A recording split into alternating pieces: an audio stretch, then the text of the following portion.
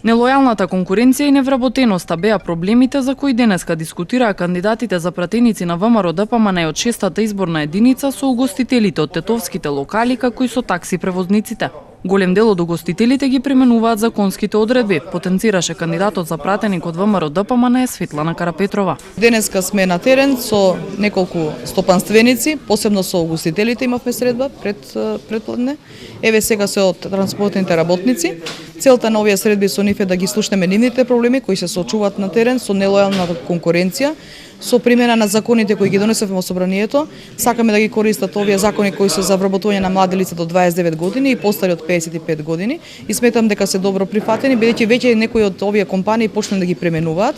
Горда сум заради тоа. Има некои што веќе работеле, ајде да кажеме, диво во претходниот период, но кога го донесовме законот за самофинансирање, веќе пристапиле во агенцијата за вработување и веќе има постапка за нивно легализирање и нивно вработување.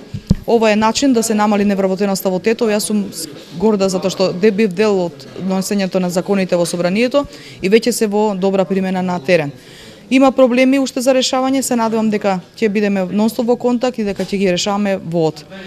Програмата 2014-2018 година ќе реализираме целосно во интерес на граѓаните и во интерес на сите стопански субјекти во Тетово. Представниците од регионалниот изборен штаб на ВМРО ДПМН Тетово попланево имаат средба во Сдруженијето на телесни инвалиди, како и средба со бизнисмените и просветните работници, со што завршуваат изборните активности пред утрешниот молк.